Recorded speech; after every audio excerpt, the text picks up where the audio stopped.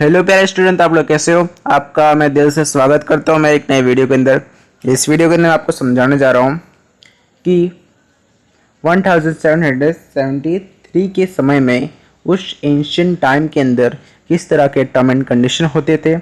अगर आपने मेरा पार्ट 2 वीडियो देखा है, सोशल साइंस का स्टैंडर्ड 9th का ही बोल रहा हूँ, तो आपको ये वीडियो आपको ज़्यादा क्लियर समझ में आएगा कि battle of Plassey, battle of Buxar का कुछ टॉपिक स्टार्टिंग के लाइन में हम कवर करने जा रहे हैं। ठीक है, तो आपने अगर नहीं देखा है तो डिस्क्रिप्शन बॉक्स के अंदर उन वीडियो के लिंक दिए हैं, पार्ट 1 का, पार्ट 2 का भी दिया है, जिसकी वजह से आप देखो और जो है वो समझो। उसके बाद ये वीडियो देखो, जिसकी वजह से आपको क्लियरिटी मिलेगी क्या उस वीडियो में बताया गया था और क्या इस वीडियो के अंदर है। ठीक है, तो इसके अंदर क्या है, इस चैप्टर के अंदर क्या है, expression of the company rule क्या है, वो हम इधर समझाने जा रहे हैं। तो हम स्टार्ट करते जा, टाइम वेस्ट ना करते हुए। तो इधर हमें फर्स्ट दिया गया है, the English government passed a regulatory act in 1773 AD. जो इंग्लिश गवर्नमेंट होती है वो एक रेगुलेटरी एक्ट पास करती है। जैसे एग्जांपल है, जैसे आपके स्कूल में भी कोई इवेंट होने वाला आता है, उसके लिए आपको कलरिंग यूनिफॉर्म पहन के आना है, किस तरह का काम करना है, वो एक रेगुलेटरी में आपको एक लिस्ट दिया जाता है, आप क्या क्या करना है, आपका क्या काम रहेगा, आपको क्या परफॉर्मेंस परफॉर्म करनी है, वो सब एक रेगुलेटरी एक्ट की तरह आप समझ सकते हो थोड़ा सा। ठीक है, उस तरह होता नहीं है, फॉर एग्जाम्पल की तरफ से आप थोड़ा कॉमन सेंस के लिए समझ सकते हो। ठीक है, according to which the governor of Bengal was made the governor general and all the trade and political activities of the company were brought under his direct control। अगर आपने मेरा वीडियो देखा था तो उसी का पॉइंट कवर करने जा रहे हैं। बैटल ऑफ पलासी और बैटल ऑफ बक्सर के अंदर, बैटल ऑफ बक्सर के अंदर हमने 3 जो थे, एक था मीर कासिम, जिसको ब्रिटिशर ने हटा दिया था राजगद्दी से, नवाब की कुर्सी से हटा दिया था, और फिर मीर जाफ़र को बना दिया था। तो गया था मीर कासिम गया था अवध गया था, अवध के नवाब से मिला, उधर ही पहले से पहुंचा था। मुगल एम्पायर शाह आलम आ चुके थे, तीनों ने मीटिंग की, साथ में एकजुट हुए और बोला हमें ब्रिटिश से फाइट करना है, ब्रिटिश ईस्ट कंपनी को हमें हराना है। तो उन्होंने फाइट किया यूनाइटेड, मतलब एकता के साथ। तीनों की एकता ने ब्रिटिश ईस्ट इंडिया की कंपनी जो थी, ईस्ट इंडिया की कंपनी को, उसको हरा नहीं सकी। मैं क्लियर करना चाहता हूँ, मैं उस वीडियो के अंदर थोड़ा सा समझदार नहीं पाया था। मैं लास्ट में अगर मेरा वीडियो देखोगे, मैं थोड़ा क्लियर नहीं कर पाया था कौन सी टीम हारी थी कौन सी टीम नहीं हारी थी। मैं इस वीडियो में क्लियर कर रहा हूँ। जो ईस्ट इंडिया की कंपनी थी वो जीत गई थी, विन हो गई थी, और जो 3 लोग थे, मीर कासिम, अवध के नवाब और लास्ट थे हमारे मुगल एम्पायर शाह आलम, वो तीनों के तीनों, उनकी यूनाइटेड आर्मी हार गई थी, उनकी पूरी की पूरी आर्मी हार गई थी और ब्रिटिशर जीत गए थे, मतलब ईस्ट इंडिया कंपनी जीत गई थी। ठीक है, तो इस वीडियो के अंदर वही है, जो गवर्नर थे बंगाल का, तो जैसे वो जीते हुए थे, फिर एक लायबिलिटी एक्ट लागू किया गया। उसके अंदर था कि जो बंगाल का जो था उधर का जो गवर्नर, उसको जनरल गवर्नर बना दिया था। उसके पास पावर क्या थी, ट्रेड करने की पावर थी, और पर्टिकुलर एक्टिविटीज जो भी होगी, होगा, पर्टिकुलर एक्टिविटीज होगी, उसके कंट्रोल में था। कोई भी बिजनेस होगी, कोई भी पॉलिटिकल एक्टिविटीज होगी, उसके अंडर कंट्रोल था, उसके डायरेक्ट कंट्रोल में। ठीक है, आपको समझ में आया। The Mumbai Madras governor and his council were brought under him. Mumbai और मद्रास का भी जो काउंसिल था वो भी उसके अंदर ही था। ठीक है, thus Warren Hastings become the first governor of India. आप वॉरेन हस्टिंग की इधर फोटो देख सकते हो। ठीक है, वॉरेन हस्टिंग की फोटो ऐसी है। फिर इसको मैं आपको समझाता हूँ। जो अगर आपको पूछ दे who become a first governor general of India, कौन है governor general of India first, कौन है, तो आप उसमें आंसर लिख सकते हो, Warren Hastings is the first governor general of India. ठीक है, ड्यूरिंग हिज टेन्यूर उन्होंने क्या काम किया वो हम बताने जा रहे हैं अभी। The first Maratha war and the second Mysore war with Hyder Ali of Mysore was waged. The problem for the East India Company increased because it has to face both powers simultaneously. तो आपको समझा था पूरा। एक तो जो first हमारे कौन थे, वॉरेन हस्टिंग थे, उन्होंने वॉर हो गया था। फर्स्ट मराठा वॉर हुआ था, उसके बाद सेकेंड मैसूर वॉर हुआ, मतलब साथ में थी। मैसूर वॉर किसके साथ था, हैदर अली के साथ था, ठीक है। वॉर हुआ, ईस्ट इंडिया कंपनी इंक्रीज, बहुत ज़्यादा प्रॉब्लम में आ गई कंपनी, जो इंक्रीज मतलब ज़्यादा प्रॉब्लम आ गई। बिकॉज क्यों आ गई कि बहुत ज़्यादा double power, both the power similarly, बहुत ज़्यादा स्ट्रॉन्ग पावर को एक साथ फेस कर रहे थे। इसकी वजह से उसको दिक्कत में आ गई थी। कौन सी वॉर थी, एक हैदर अली की वॉर थी जो मसूर से थे, और एक मराठा वॉर थी, ठीक है। नेक्स्ट हम चलते हैं। Cornwallis took over the governor general after Warren Hastings जब खत्म हो गई, डेथ हो गई उनकी, तब आते हैं कॉर्नवालिस आते हैं। वो क्या करते हैं, during the tenure of Cornwallis the third war Mysore was took place with Tipu Sultan के साथ इनकी वॉर हो जाती है। फैमिली, जिसको टीपू सुल्तान को वाघ कहा जाता था, मैसूर का बाघ कहा जाता था, ठीक है, वाघ, टाइगर कहा जाता था। The company had to join hands with the Marathas, company ने मराठास के साथ एंड द नजीम के साथ हाथ मिला लिया to defect the Tipu Sultan को हराने के लिए। टीपू सुल्तान बहुत ज़्यादा स्ट्रांग थे, बट अकेले ईस्ट इंडिया कंपनी की बस की बात नहीं थी वो कि टीपू सुल्तान को हरा सके। इसकी वजह से उन्होंने मराठास के साथ और नजीम के साथ हाथ मिला लिया टीपू सुल्तान को हराने के लिए, ठीक है। Tipu could not win against the combinated force, had to expect the trade. वो नहीं जीत सकते थे इतनी ज़्यादा कम्बिनेटेड फोर्स के साथ, कंबाइंड फोर्स के साथ, कंबाइंड है, कम्बिनेटेड फोर्स नहीं है, कंबाइंड फोर्स के साथ नहीं जीत सकते थे। इसके वजह से उन्होंने अपनी हार स्वीकार कर ली, ठीक है। आगे चलते हैं। आगे बताया गया है आफ्टर कॉर्नवालिस के बाद आते हैं सर जॉन सॉर आते हैं, because become the governor general. जब कॉर्नवालिस मर जाते हैं उनके बाद आते हैं सर जॉन सॉर आते हैं, ठीक है। वो बनते हैं governor general due to some rigid policy, वो अपने साथ रिजिड पॉलिसी लाते हैं, अडोप्टेड बाई इन हिम। वो एक रिजिड पॉलिसी बनाते हैं, ऐसा पॉलिसी जिसको मानना ही पड़ेगा, बहुत ही कड़ी स्ट्रिक्ट पॉलिसी आप बोल सकते हो उसको एक तरह से। तो east India company fame declared down होने लगी एंड मराठा से बिकम स्ट्रॉन्ग, और मराठा स्ट्रॉन्ग होने लगे। जो उन्होंने जो पॉलिसी थी, इनकी रिजिड पॉलिसी थी, उसकी वजह से फ्रेम जो उनका था वो डिक्लेयर नीचे जाने लगा, डाउन होने लगा।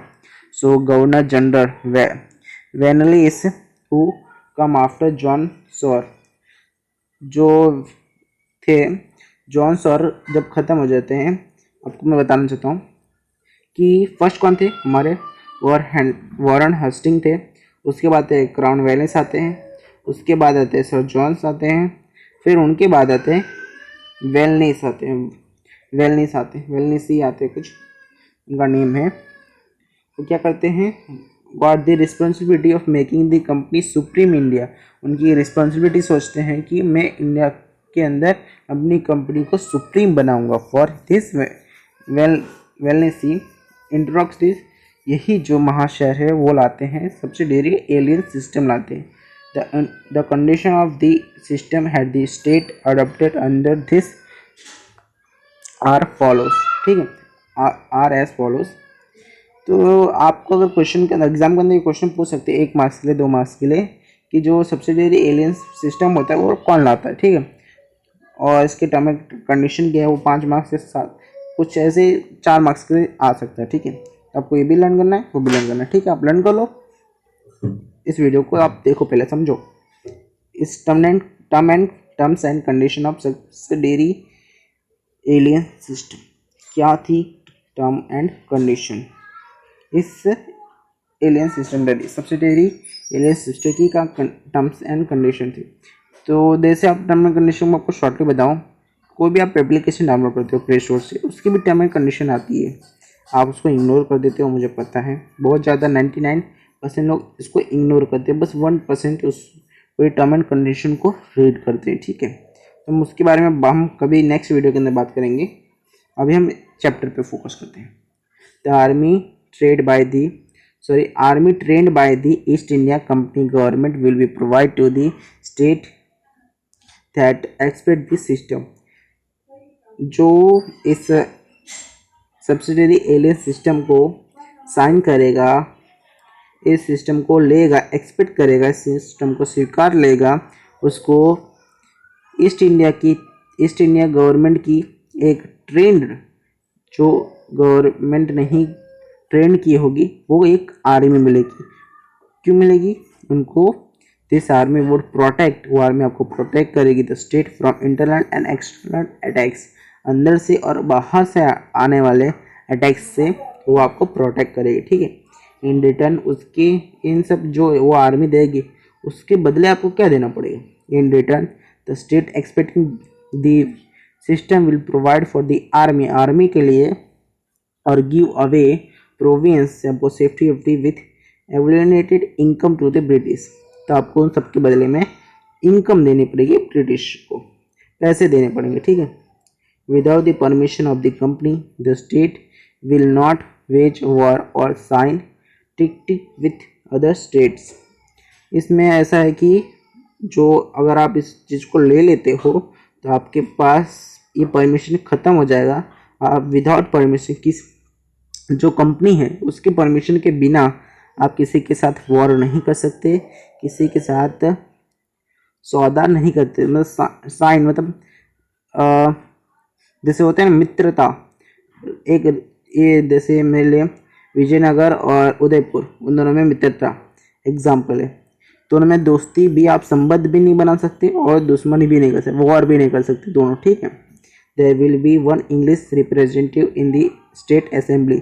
आपका जो स्टेट होगा, स्टेट की असेंबली होगी, उसके अंदर ब्रिटिश का एक इंग्लिश रिप्रेजेंटेटिव होगा। ठीक है, other foreigners not to be employed in the state के अंदर फॉरेनर्स जो आते हैं वो एम्प्लॉयड नहीं बन सकते, मतलब वो उधर काम नहीं कर सकते। ठीक है, अनएम्प्लॉयड होंगे, एम्प्लॉयड नहीं होंगे। ठीक है, ये बताया। The state rulers who expect the subsidiary alien system, जिसने किसने एलियन सिस्टम, जो सब्सिडरी एलियन सिस्टम था, उसने किसने उसको स्वीकार किया, एक्सपेक्ट कर लिया। ठीक है, स्वीकारा। निज़ाम, मैसूर, अवध, गायकवाड़ा, सिंधिया, बोसेल, होलकर, इन्होंने इस जो सब्सिडरी एलियन सिस्टम थी उसको स्वीकार कर लिया। ठीक है, आप ये पिक्चर देख सकते हो, पिक्चर के अंदर जो नेट के अंदर है वो स्टेट्स के लोग हैं जिन्होंने इस सब्सिडरी एलियन सिस्टम को स्वीकार किया है। ठीक है, और आपको जो ये जोकर वहाँ से देख रहे हैं वो है इस रोल को बनाने वाला वेंसली है। ठीक है, वेंसली ये है वहाँ से जोकर, जो आपको नेट के अंदर बांध, मतलब स्टेट के सारे लोगों को बांध के रखे हुए। ठीक है, नीचे चलते हैं। Wellesley and subsidiary alien system देखते हैं आगे। This system was like a sweet poison. ये जो सिस्टम था सब्सिडरी एलियन सिस्टम, वो एक स्वीट पॉइजन जैसा था, मीठे जहर जैसा था। ठीक है, by implementing this system Wellesley annexed many provinces and expand the rule of East India Company. जो ये रूल की वजह से उसने खुद को बहुत ज़्यादा एक्सपांड कर लिया, बहुत ज़्यादा बड़ा कर लिया। इस रूल के कारण ईस्ट इंडिया कंपनी को बहुत ज़्यादा एक्सपांड किया। Governor general Wellesley asked Tipu Sultan to expect this subsidiary alien system. जो गवर्नर का जनरल था, गवर्नर जनरल ने कहा, कौन था गवर्नर जनरल? वेंसली था। उसने टीपू सुल्तान को पूछा कि आप हमारा सब्सिडरी एलियन सिस्टम स्वीकार करो, ले लो हमारे सिस्टम को। उन्होंने क्या किया? विच ही रिफ्यूज्ड कर दिया, मना कर दिया। For declaring the alliance system, उन्होंने मना कर दिया, डिक्लेयर कर दिया। The company with support from the Nizam attacked Mysore in 1799। तो जैसे उन्होंने मना बोल दिया टीपू सुल्तान ने, मैं स्वीकार नहीं करता ये एलियन सिस्टम को आपको, ठीक है, एलियन सिस्टम का। तो उन्होंने जैसे मना किया, नजीम की मदद लेके, सपोर्ट लेके उन्होंने अटैक कर दिया मैसूर के ऊपर 1799 ठीक है, during the fourth Mysore war. ये फोर्थ मैसूर वॉर था, फोर्थ था। फर्स्ट किसने करवाया था आपको पता है? फर्स्ट करवाने वाला मैसूर वॉर था हमारा first governor general Warren Hastings. Second कौन था? मैं आपको रिवाइज करा रहा हूँ सब कुछ एक बार। सेकंड था फर्स्ट वॉर तो मराठा वॉर हुआ था। सेकंड था जिन्होंने करवाया था उनका नाम भी वार्न हेस्टिंग ही है, थर्ड मतलब जिसने करवाया था। और जो फोर्थ है वो ये है, वेंसली है, ठीक है। Tipu lost his life will fighting against the British से लड़ते समय जो टीपू थे वो लॉस्ट हो जाते, अपनी लाइफ को मर जाते हैं। आफ्टर वेंसली के बाद आते हैं हेस्टिंग आते हैं, come to India as governor general. तो वेंसली जब आफ्टर मतलब वो जब चले जाते हैं तो उनके बाद आते हैं Hastings, come to governor general आते हैं इंडिया का बनके। ही waged a war with Nepal, वो आते ही वॉर शुरू कर देते हैं नेपाल के साथ। And made the Gurkhas to join the army. वो नेपाल के ऊपर वॉर करके जो इधर के जो गुरुखास थे, गुरुखास को अपने आर्मी के अंदर ले लेते हैं, ठीक है, अपनी आर्मी ज्वाइन करा देते हैं। Hastings fought a battle with the Pindaris, जो हेस्टिंग थे वो बैटल स्टार्ट कर देते हैं पिंडारस पे और उस पर भी कंट्रोल कर लेते हैं। And to control over them, फिर उस पर भी कंट्रोल कर लेते हैं। With the third Maratha war में the supremacy of the company was established. फिर जो थर्ड मराठा वॉर होती है उसमें सुप्रीमेक पावर मिल जाती है कंपनी को इस्टेब्लिश होने के लिए। In comprehension to the earlier governor general William Bentinck. फिर जब वो चले जाते हैं फिर उसके बाद आते हैं विलियम बेंटेली आते हैं, इस नाम ऐसा लिबरल गवर्नर जनरल। उनको लिबरल गवर्नर जनरल कहा जाता था। जैसे टीपू सुल्तान को बाघ कहा जाता था, टाइगर ऑफ मैसूर कहा जाता था, उसी तरह जो विलियम बेंटली था उनको लिबरल गवर्नर जनरल कहा जाता था, ठीक है। Bentley believed that this friction in different states due to imperialist policy adopted by the previous governor general could not bring about any unity। क्यों थे उनकी वजह क्या थी लिबरल बनने की? वो बिलीव करते थे डिससेटिस्फैक्शन के पे बिलीव करते थे कि जो डिफरेंट स्टेट के जो लोग हैं इस इम्प्रेसिव पॉलिसी के वजह से, वो प्रीवियस जो गवर्नर थे जिन्होंने ये सारे रूल्स बनाए थे, उस रूल्स के वजह से ये सारे जो स्टेट्स के लोग हैं उनमें एक यूनिटी ना हो जाए, एनी यूनिटी क्रिएट ना हो जाए। एक यूनिटी अगर आ गई तो मैं तो ख़त्म हो जाऊंगा। जैसे कितने सारे स्टेट्स हैं, आपने इधर इसके अंदर भी देखे होंगे, ये कितने सारे नेम है, नाजीम है, मैसूर है, अवध है, गायकवाड़ है, सिंधिया है, बोलसे है, होलखारा है। तो उन सब में अगर यूनिटी आ जाएगी तो कैसे ब्रिटिशर जो विलियम बेंटली है वो तो ख़त्म हो जाएंगे। So he was very liberal in his states, तो उनके समय में वो बहुत ज़्यादा लिबरल थे, ठीक है। तो अगर आपको पूरा का पूरा समझ में आ गया हो, हमारा पार्ट 3 इधर तक ही था। पार्ट 4 के अंदर आगे का जो है ये दाल हाउस पॉलिसी ऑफ एनहेक्शन वो सॉल्व करेंगे, मतलब समझाएंगे आपको।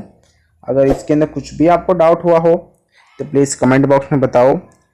नीचे डिस्क्रिप्शन बॉक्स के अंदर पार्ट 1 पार्ट 2 सोशल साइंस का स्टैंडर्ड 9th का ही दिया हुआ है, उसको भी जाकर देख लो। और अगर आपको कुछ भी डाउट हो तो प्लीज़ कमेंट बॉक्स में बताना, तो मैंने बोला आपको। और आपको किसी और पे भी वीडियो चाहिए हो तो प्लीज़ मुझे बताना, स्टडी के रिलेटेड, ठीक है। और आप मेरे प्लेलिस्ट देख सकते हैं, व्हाट्सएप के बारे में अपलोड किया मैंने, अमेजोन पे अपलोडेड है, कोडिंग के बारे में अपलोडेड है, स्कैरी वीडियो भी है, स्कैरी डरावने वीडियो है, आप जिसको आप देख के डर सकते हो।